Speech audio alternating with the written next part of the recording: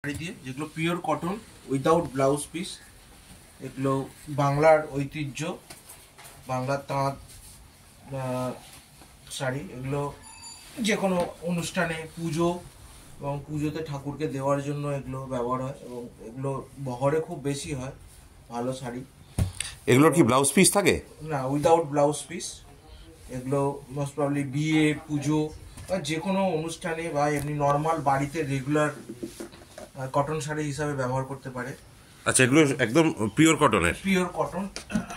এগুলো আমাদের ধনেখালি, যেটা জিআই মার্ক করা। আচ্ছা, ধনেখালির শাড়ি।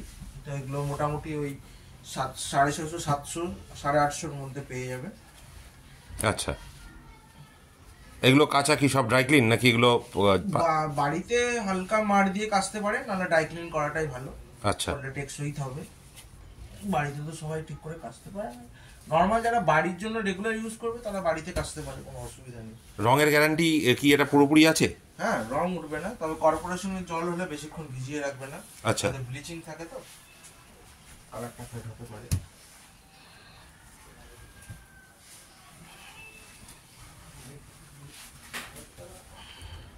আর সুতি একটু বয়স্ক লোকের জন্য, ঠাকুমা দিদাদের জন্য ভালো।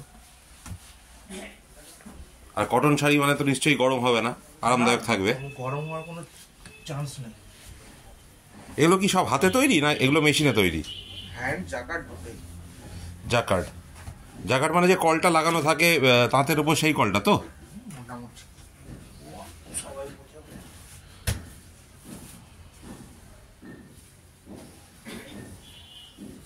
শাড়িটা পাড়গুলো জাকার্ডে, কিন্তু মেন বডি হাতে। আচ্ছা, বডির এই সব কাজ হাতে। একটু পাটটা হাতে নিয়ে দেখান দেখি।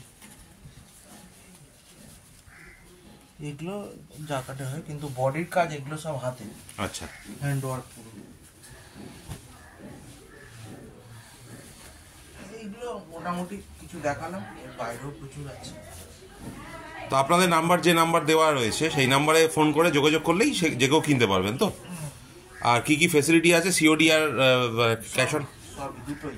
ক্যাশ অন ডেলিভারি আছে, প্রিপেডও আছে? আচ্ছা।